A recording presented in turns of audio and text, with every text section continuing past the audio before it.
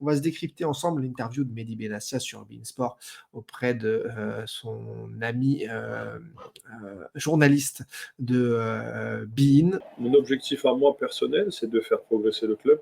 Je suis arrivé au mois de novembre dernier. Je pense qu'on était à 2-3 points du premier relégable. C'était une situation vraiment catastrophique, très compliquée à vivre. Aujourd'hui, on a réussi à, c'est même pas tourner la page, on a changé de livre, on est reparti sur autre chose. Un club comme Marseille aujourd'hui, pareil, sans manquer de respect à personne. Il y a des belles équipes en France, mais je pense que ce club-là doit être une locomotive pour le championnat de France. Et on se doit, nous, avec ses supporters, avec cette ville, avec cet engouement qu'il y a autour, avec cette passion, de finir tous les ans qualifiés pour la Coupe d'Europe. Là, il a raison, il livre une analyse complètement juste sur la situation de l'Olympique de Marseille. Et à l'inverse, ce qu'il ne dit pas, mais qu'on comprend, c'est que ça fait des années et des années que l'OM n'est donc plus à sa place, n'est plus locomotive de Ligue 1, se fait humilier en Coupe d'Europe, et c'est inadmissible, justement, d'en être là en 2024 avec cet Olympique de Marseille qu'il faut absolument redresser, et qui se redresse depuis 2021. Mehdi Benassia sur beIN. Vous avez recruté de jeunes joueurs, Mehdi, cette saison à l'OM. C'est une valeur ajoutée pour le club. Est-ce que vous comptez aussi vous appuyer sur le centre de formation ? On a vu que l'année dernière, avec un groupe avec une moyenne d'âge qui était très élevée, beaucoup d'anciens, etc., tu finis 8e. Donc c'est une garantie de rien en vérité. Donc je pense que vraiment l'Olympique de Marseille est entre bonnes mains. Maintenant, bien sûr, il faut être patient.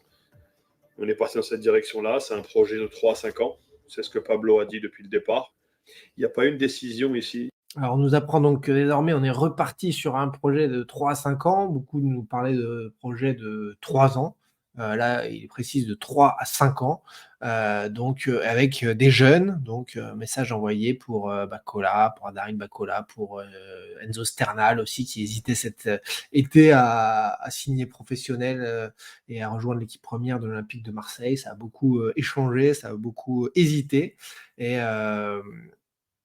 Et donc, on continue les réponses de Mehdi Benassia. Qui a été prise sans l'accord de Pablo. Il n'y a pas un joueur qui a signé sans l'aval de Pablo. C'est lui qui m'a fait venir ici. Si je suis encore là, c'est grâce à lui aussi. Parce que je vous dis la vérité, l'année dernière, ça n'a pas été une saison facile. Comme tu vois un peu ce que j'ai vécu, une équipe, comme je te dis, qui ne nous ressemblait pas du tout, qui ne ressemblait pas à ce club, qui ne ressemblait pas à cette ville-là. C'est marrant, les mots de Mehdi Benassia là. J'adore parce qu'il joue au funambule équilibriste dans sa communication, puisque d'un côté, rien ne se passe sans l'aval de Pablo Longoria, qui le repositionne dans son statut de président du club et non plus président-directeur sportif, limite scout, qu'il a fait pendant 3 ans, ça l'a éreinté. Donc, en super conseiller du président, directeur sportif qu'il est, Mehdi Benassia repositionne Pablo au-dessus. Et juste derrière, mine de rien, il y a un missile indirect qui lui est envoyé, puisqu'il dit cette équipe ne nous ressemblait pas, ne nous ressemblait plus, ne ressemblait pas à Marseille. Mais qui a mis en place l'été dernier cette équipe? C'est pas moi. Donc, il y a un moment où cette équipe, et le mercato de janvier, il est de qui? Moumbagna, Merlin, ça a été des choses intéressantes. Il y a eu 10 joueurs, je ne sais plus exactement, 7 joueurs qui sont partis, au moins 4-5 titulaires à la CAN non remplacés en janvier. Donc, il y a un moment où le job n'a pas été fait globalement, même si Mehdi Benassia arrive en novembre, le temps de prendre ses marques, etc. Il n'y avait rien de simple. Mais cette équipe de l'an dernier ne nous ressemblait pas. C'est les mêmes dirigeants, la même direction, quelque chose près, qui Ribalta est parti en catimini en octobre dernier, mais c'est la même direction de Pablo Longoria qui a fait cette équipe de l'an dernier qui ne leur ressemblait pas. Donc on voit le jeu d'équilibriste qu'il doit avoir le pauvre dans ce type d'interview pour remettre l'église au milieu du village. Moi, j'ai des matchs en tête après Bergame. Tu perds à Bergame une demi-finale de Coupe d'Europe, tu gagnes pas un duel, tu fais pas une faute, tu ressembles à rien. N'importe quel mec qui te dit, mais attends, on va où là? Moi, je suis pas un tricheur, je sais reconnaître des choses. Mon rêve, si tu veux, c'est d'avoir une équipe qui performe en Coupe d'Europe et avoir, pourquoi pas, 3-4 joueurs dans l'effectif qui sont formés à l'Olympique de Marseille. Alors bien sûr, un Samir Nasri, un Mathieu Flamini, tous ces mecs-là, ça court pas les rues.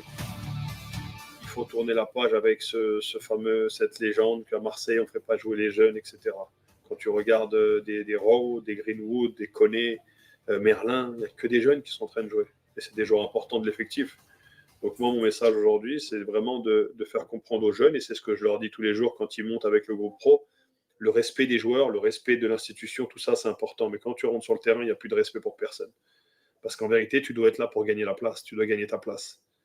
Et parfois, ici, dans ce club, et moi, je l'ai vécu, tu as l'impression que tu es là, tu t'entraînes, mais en fait, je ne vais jamais jouer. Non, moi, cette mentalité-là, j'en ai pas besoin. Mehdi, l'un des plus gros. Ça, c'est bien de changer les choses, changer en profondeur, ça, ce truc-là, parce que c'est vrai, ça pouvait être dans les têtes de beaucoup de jeunes. Quoi que je fasse, de toute façon, je ne jouerai pas, j'aurai pas ma chance.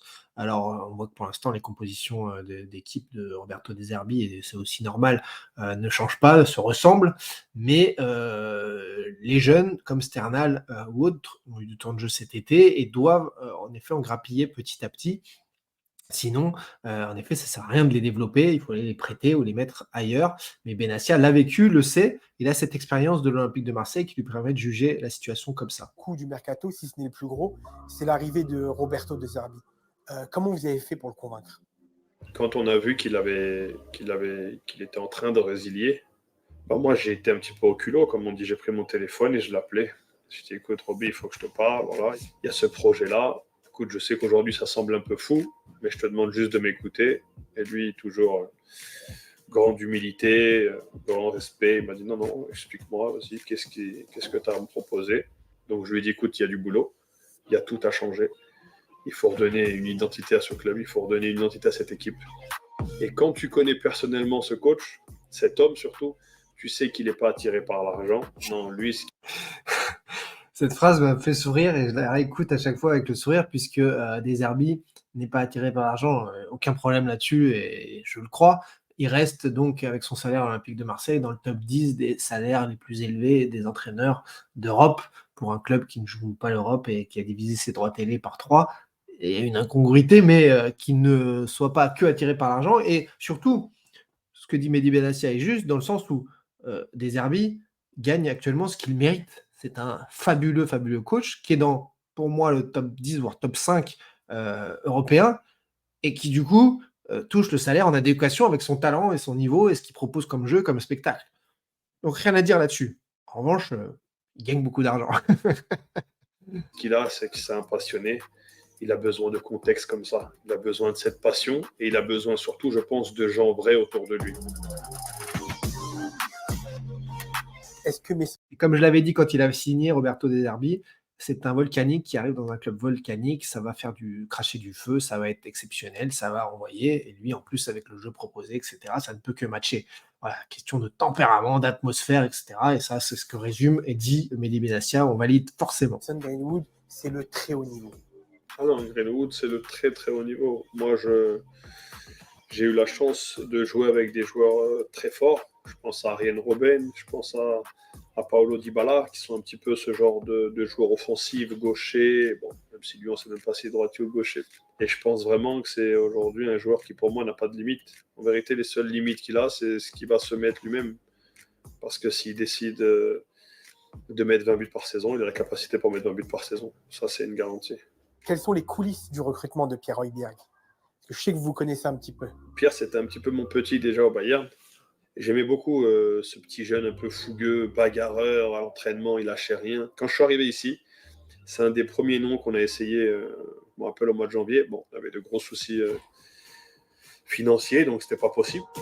Quand on a voulu changer un... Alors là, c'est une petite phrase, je sais pas, ensuite on voit que ça a été coupé au montage par des images qui sont arrivées par-dessus. Là. Je me connais en montage télé, mais ce que je veux dire, c'est que j'ai pas trop compris. Cet hiver, on avait des gros soucis financiers, donc on n'a pas pu le faire, et donc ils le font cet été. Cet été, tu n'as plus de droit télé, tu n'as pas de Coupe d'Europe, tu as perdu, donc c'est d'après le journal L'Équipe, 70 millions d'euros sur la saison dernière. Je ne vois pas en quoi tu as plus d'argent qu'en janvier cet été.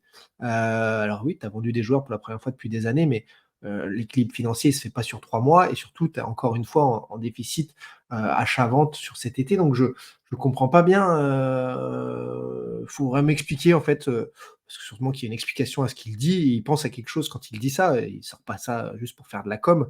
Mais donc pourquoi il dit qu'il y avait de plus grosses difficultés financières en janvier que maintenant, sachant que la situation des clubs français est pire maintenant et que ça n'a pas vraiment de sens McCourt n'a pas annoncé quoi que ce soit de plus, etc. Crusil qui nous dit réinjection du proprio, non, parce que sinon il l'aurait dit très clairement dans son interview de fin mai, et qui était présent ou quoi, il ne l'a pas dit du tout dans ce sens-là. Des ventes, ça n'a même pas comblé tes achats de cet été. Et fin de contrat, de gros contrats, tu as pris des contrats énormes, Wai, Højbjerg, Rabiot et surtout le staff et des Deserbi qui compensent largement et tu étais déjà sur la masse salariale record au niveau du club. Donc voilà, donc non, le côté, là, ceux qui disent comme étiré, l'OM a bien vendu en joueur logique, non, ça ne correspond pas à ça, puisque si tu me disais ça, si tu avais fait comme Rennes, qui finit le mercato avec plus 50, 60 millions d'euros, donc la balance positive vente par rapport aux achats. Ok, mais là non, l'OM c'est du négatif. L'OM a plus acheté de joueurs que vendu quand tu fais les comptes. Donc c'est pour ça que je ne comprends pas. Voilà, tu ne penses pas que McCourt fait des prêts? Si, McCourt s'est endetté depuis 3 ans, depuis 2021, l'histoire de fusion-acquisition, de signature du deal de vente de cette époque. Et donc, on a appris qu'il y avait la création en avril donc, d'un pacte d'associés avec l'entrée du partenaire Guggenheim, Mark Walter, pour assainir les dettes, justement, et vous savez à quoi ça sert. Bon, point barre, ça, ils n'en ont pas parlé publiquement en conférence de presse alors que les documents sont publics. Ils auraient pu nous dire à quoi ça sert, mais là, le côté, en janvier, on avait des gros problèmes financiers, et là, en juillet, tout va bien. En fait, c'est pas possible, ça se passe pas comme ça. Là, il y a un raccourci qui est fait, je sais pas. J'aimerais savoir. Est-ce qu'on a les vrais chiffres de la masse salariale de cette année comparé à l'année dernière? Tu les auras jamais exactement en attendant les bilans comptables. Le JOM, puisque même quand l'équipe fait ses enquêtes là-dessus, ce sont des estimations. Et donc voilà, mais ce qui pourrait y avoir de différence cette année, c'est que même si tu as diminué un tout petit peu ta masse salariale, de toute façon, elle était à un niveau record l'an dernier et tu jouais à la Coupe d'Europe, et tu avais plus de revenus de droits télé. Donc, ce qui va se passer à l'Olympique de Marseille, c'est que déjà, ils ne vont pas prendre en compte les top salaires de Deserbi et du staff technique. Donc, on est sur des trucs où ça va jouer, tu vois, on prend cette ligne, mais on ne prend pas l'autre. Et à l'inverse, l'OM a encore certainement cet été augmenté son budget d'une façon ou d'une autre, comme depuis 2021 chaque année. Ça devient énorme. Et donc, quand tu es en déficit structurel comme l'est l'OM, avec tant de pertes cette année, si tu chaque année augmente ton budget, même si ce n'est pas en corrélation avec le niveau sportif, peu importe, tu vas diminuer tes pertes structurelles chaque année un peu plus. Donc voilà, pour cleaner les comptes, comme l'a fait Tessier, etc., etc. On ne va pas rentrer dans tous ces détails. Dans tous ces détails-là. Mehdi Benassia, on continue l'analyse de Mehdi 14h09, les arrêts de jeu du Dash Foot. Un petit peu tout l'effectif, ça a été pour moi une priorité d'essayer de relancer le dossier. Et pareil, quand on parle de super joueur, Pierre Højbjerg, c'est celui qui bonifie les autres pour moi. Vous voyez, par exemple, c'est un joueur qui avait des convoitises. Un petit mot pour Højbjerg, on lui envoie des grands cœurs. Je suis archi fan. Attends, son maillot extérieur, là, c'est vraiment le nouveau Thiago Motta de Ligue 1. C'est un maestro du milieu qui gère les tempos, qui est bon techniquement, qui bonifie les autres, ça c'est très bien dit aussi, qui te rend les ballons propres, qui te gère les moments forts, les moments faibles d'un match, bref. Chouchou, et c'est pas un mec qui fait des passements de jambes, qui court le 100 mètres en 9 secondes, qui met des reprises des retours acrobatiques, etc. Donc voilà, ça c'est le vrai foot, et en effet il faut le dire, et lui, il l'a dit. Mehdi Benassia. Mais quand j'ai parlé avec lui, il m'a dit écoute, j'ai appelé mon club, j'ai appelé mon agent, et je veux que l'Olympique de Marseille. C'est un joueur qui a fait des efforts financiers pour venir à Marseille. Pour moi, ça c'est factuel, on peut dire tout ce que tu veux, mais ça, c'est du concret. Donc ça, c'est fort pour moi. Quand un joueur, il est prêt à faire des efforts comme ça, des sacrifices pour venir. Mehdi, au-delà de ton travail en coulisses. Alors, il y a Crusid qui nous dit, je viens de regarder le tableau qui nous dit, tu me fais rire Thibaut, tu montres la vérité à tout le monde. Merci. Il y a Crusid qui nous dit, je viens de regarder le tableau des transferts, c'est 3 millions de déficit, je ne sais pas où tu as regardé exactement. En tout cas, sache que ce type de tableau déjà ne prend pas en compte les commissions d'agents aussi. peux faire rentrer en compte puisque ça fait partie de l'achat des joueurs, donc tu peux déjà augmenter de 10-20% par rapport. Tu prends la totalité des achats, englobe aussi ceux qui sont des prêts avec option d'achat obligatoire, puisque ça va être payé au 1er juillet, ça revient au même, hein, que tu payes au 1er juillet ou au 30 juin 2025, franchement, ça sort pareil du club. Après, c'est des bisbilles comptables, mais à l'arrivée, donc, tu peux ajouter tout ça et prendre allez, 5-10%. Tu rajoutes ça de commission d'agent aussi. Donc, en termes d'indemnité de transfert, tu englobes tout ça et tu vois que tu es quand même assez nettement déficitaire, encore une fois, même si, oui, c'est pas les mêmes colonnes, c'est pas les mêmes tableaux, chacun son micmac comptable pour faire passer ça le plus loin possible, repousser les dettes. Mais à un moment donné, il faut que ça sorte. Donc voilà. Mehdi Benassia, on poursuit avec ce qu'il nous dit, les amis, avec donc l'analyse du Tu es mercato. quelqu'un qui n'hésite pas à prendre la parole, avec un certain franc-parler. Est-ce que tu comprends que ça puisse déranger parfois? Jusqu'au dernier jour où j'aurai une profession autour de ce milieu-là, j'essaierai d'être moi-même. Je dis les choses. Forcément, tu fais pas toujours des amis parce que parfois, voilà, les gens ils préfèrent que tu ailles un petit peu dans leur sens. Et je me vois pas changer aujourd'hui. Donc, quand on me pose une question sur un sujet et que j'ai la réponse, je pense pas à me dire « Ah, mais comment ils vont interpréter le truc ?» Je te dis ce que je pense. Voilà, Mehdi Benassia au micro de Bein, super interview réalisée donc par son ami journaliste qu'il a accordé. Donc, c'était diffusé le week-end dernier sur les antennes de Bein et il fallait vous livrer la courte analyse donc de ces mots. Mais Benassia, ce qu'on aime, ce qui les cache. Ce qui est très intéressant aussi concernant Mehdi Benassia, ce sont les mots d'Adrien Rabiot hier, puisque certains supporters de l'OM glorifient Pablo Longoria, glorifient Mehdi Benassia, glorifient qui ils veulent, peu importe, moi j'accepte tous les dieux ici dans le Dash Foot, mais en revanche, l'arrivée en fanfare de Rabiot nous a permis de tendre le micro à Adrien Rabiot rapidement à son arrivée et d'entendre que Adrien Rabiot, lui, remercie particulièrement les coups de téléphone et le travail de Mehdi Benassia sur ce dossier-là. Adrien Rabiot, on l'écoute en live de Marignane hier soir. Non, c'est vraiment incroyable. Je ne m'attendais pas à autant de bonne humeur, autant de chaleur.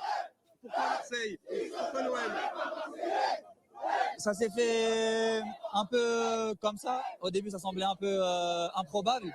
Et finalement, en parlant beaucoup comme avec Mehdi, on en est arrivé il m'a présenté le projet. J'ai adhéré, j'ai parlé aussi avec le coach. Et ça m'a parlé vraiment. Donc voilà, sportivement et tout ce qu'on connaît aussi, l'ambiance, la ferveur, le stade, une ville qui vit pour le foot. Donc c'est un très bon ici. Voilà Adrien Rabiot donc qui a répondu aux journalistes, qui a fait des selfies, s'est arrêté pour beaucoup d'autographes, qui s'est même mis à danser avec le capot des Winners, Hamza, qu'on salue ici dans le Dash Foot. Regardez cette petite danse formidable, Adrien Rabiot et Hamza.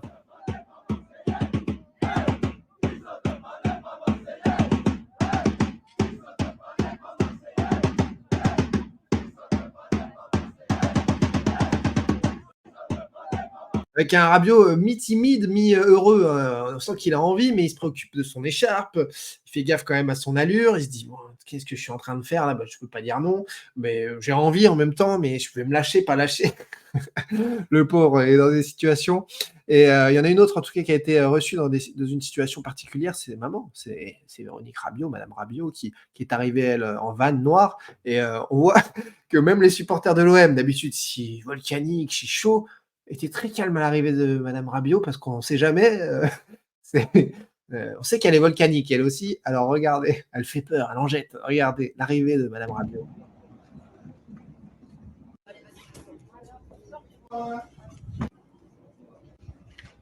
Voilà. Eh ben bonsoir.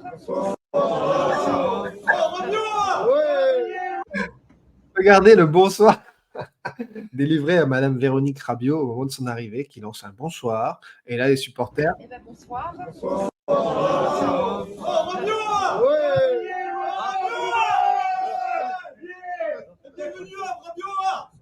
Bienvenue à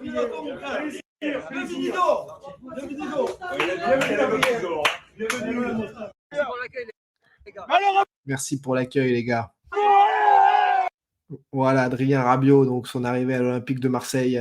Il y avait une question de Thomas Kiné, non, comment c'est Thomas Kiné, ouais, qui me demande ce que j'en pense de l'arrivée d'Adrien Rabiot. On en a parlé un petit peu hier dans l'émission, mais pour finir, 14h16, c'est 16 minutes d'arrêt de jeu. Je suis ravi de la ferveur, je suis ravi de Rabiot qui, visiblement, d'après SoFoot, à Marseille dans le sang depuis son adolescence, et tant mieux qu'il vienne sur ces terres-là volcaniques. Lui qui est un peu taiseux, qui n'est pas le meilleur en communication, ou en tout cas celui qui donne le plus de choses, de grains à moudre aux médias, ce que j'en pense d'Adrien Rabiot, c'est qu'il va encore faire franchir un step technique à l'équipe de l'Olympique de Marseille. Il est moins... je vais dire empoté, c'est méchant, mais il est beaucoup plus habile techniquement et balle au pied qu'un Dogbia. Il va donner de la fluidité. Il va lui aussi bonifier le jeu. Il va rendre les ballons propres. Il va faire du box-to-box qu'il sait faire aussi quand il y a des espaces. Il sait mettre de l'impact, il sait mettre le pied. C'est un grand gabarit, c'est toujours intéressant au milieu de terrain pour marcher sur des plus petits morceaux. Il a joué 5 ans dans une institution ultra puissante qui est la Juventus Turin. Je me rappelle de Blaise Matuidi en partant, j'étais là le soir où il partait de Paris en loge pour quitter le PSG pour aller à la Juve. Il s'étonnait qu'on les forçait un petit peu à partir. Et dès le premier jour à Turin, je me souviens d'un message où il disait mais la prise en charge des joueurs, de la famille, de tout pour le foot, c'est incroyable. C'est un jour et la nuit et il était ravi d'évoluer à Turin. Et donc Rabiot a grandi avec la Juve, c'est top. Là, il revient en terre volcanique pour vivre le feu marseillais, vivre des émotions folles, mais pas de Coupe d'Europe, un match par semaine, une volonté de rester titulaire en équipe de France. Et donc, je pense qu'il va très vite prendre ses marques dans cette équipe. Il va très vite s'adapter. Il va très vite faire mal parce que les gens ne se rendent pas bien compte et on a oublié en fait ce qui s'est passé quand Paris, je le disais hier, a fait venir Thiago Silva, Thiago Motta, Zlatan et même Pastore, des joueurs d'un niveau technique vraiment au-dessus du niveau international. C'est tout qui change. Il n'y a plus de contrôle raté, on n'est plus, il n'y a pas le pied qui tremble, on est sur des mecs totalement adultes dans leur football, si je puis dire. Et donc Rabiot est là-dedans, et je pense que voilà, on sera plus sur du joueur de Ligue 1 à Marseille. Ça y est, les étapes dont je vous parle depuis des mois se franchissent sur le terrain et ça se voit avec ce type de joueurs-là. C'était le cas avec Saliba, avec Mbemba, des joueurs fantastiques. Et bien là, Alexis Sanchez, bien entendu, méga star. Et là, Adrien Rabiot, Højbjerg, il y a Greenwood, il y a, ça y est, une ossature à l'Olympique de Marseille qui fait que on a une équipe, ça y est, de haut de tableau avec des garanties techniques. Et comme le disait en interview d'ailleurs, j'ai écouté récemment mon pote Robert Pires, c'est la technique qui fait tout dans une équipe, qui fait la base. Alors oui, aujourd'hui en Coupe de France et ailleurs, on compense en Ligue 1 par une énergie débordante, par de l'intensité physique, par des joueurs qui courent vite aussi. Mais le foot, c'est la tête, c'est la technique d'abord. Et ce gars-là, il a beaucoup de technique, beaucoup dans la tête. Et ça va être... j'ai hâte de le voir avec le Mont de Marseille. L'officialisation, après sa visite médicale réussie d'aujourd'hui, ne devrait donc plus tarder. J'attendais de voir dans la room si certains relayaient ça, mais ça tombera peut-être en début d'après-midi, après les tout derniers examens, mais on y est là en début d'après-midi, donc ça ne va pas tarder en cette journée de Ligue des Champions. Mais voilà, donc c'est une très bonne nouvelle pour le Paris Saint-Germain. Il y a 2 heures, il y avait une photo qui a fuité, visite médicale, ok, première vidéo avec la tenue officielle de l'OM. Rabiot qui sortait juste ici du terrain de la zone médicale pour en tenue d'entraînement. Donc voilà, Adrien Rabiot, magnifique, retour en Ligue 1, ça fait très plaisir et mon avis n'est que positif. Il y en a, j'ai entendu certains confrères, certains éditorialistes critiquer cette arrivée. Je pense que c'est très bénéfique pour la Ligue 1. C'est une très bonne nouvelle, je n'en démords pas. Et concernant le niveau de Rabiot, on me dit ah ouais, mais il a signé à l'OM parce qu'il ne pouvait pas mieux ailleurs. Je pense qu'il y a eu de grosses erreurs en effet de mercato, dans le sens où beaucoup de joueurs libres comme Depay, comme d'autres, se sont sentis très forts. Mais cet été, il y avait beaucoup de problèmes financiers dans le football chez beaucoup d'équipes. Donc, ces joueurs libres qui demandaient des 10 millions de primes à la signature, des salaires énormes pour compenser le fait qu'ils soient libres, ils ne sont pas retrouvés dans les cordes. Ils n'ont pas voulu baisser leur froc non plus dans le rapport de force avec les clubs avec qui ils négociaient. Et Rabiot s'est retrouvé au 1er septembre libre de chez libre. Donc, à partir de là, soit il revenait voir les quelques clubs qui lui avaient dit bon, ben, nous, on te veut, mais pas à n'importe quel prix. Mais ces clubs-là, top 8, top 16 de Ligue des Champions, généralement, et ça y est, au 1er septembre, ils ont leur effectif, ils ont leurs joueurs et tout, et pour se faire une place, pour cravacher alors que toi, tu n'as pas fait de prépa, c'est compliqué. Là, au moins, il sait qu'à Marseille, il aura visibilité et poste de titulaire. Certes, un seul match par semaine, mais pourquoi pas. Et donc, salaire toujours très élevé, prime très élevée. Bon, bah, Adrien Rabiot a fait ce choix-là, choix de cœur aussi, si réellement c'est un fan de l'OM depuis l'adolescence, pas de problème, je valide. Et c'est un choix. Après, dire que c'est une descente pour lui, bah oui, sportivement, il ne joue plus la Coupe d'Europe, alors que pendant 2 mois, on sait qu'il cherchait un club qui veut jouer la Coupe d'Europe et qui qui joue la Coupe du Monde des clubs en juin. Donc, en effet, il a modifié ses critères et ce qui était impossible, signé à l'OM, jusqu'à fin août, est devenu possible en septembre parce qu'il a complètement modifié ses critères de sélection et ça a tout changé. Et voilà, et la magie du mercato parce que les critères ont été diamétralement opposés entre le mois d'août et le mois de septembre. Et à l'arrivée, les beaux moyens financiers de l'OM lui permettent de signer aussi parce que Rabiot, il n'y a pas pour rien non plus des clopinettes, ce que certains peuvent dire. Voilà.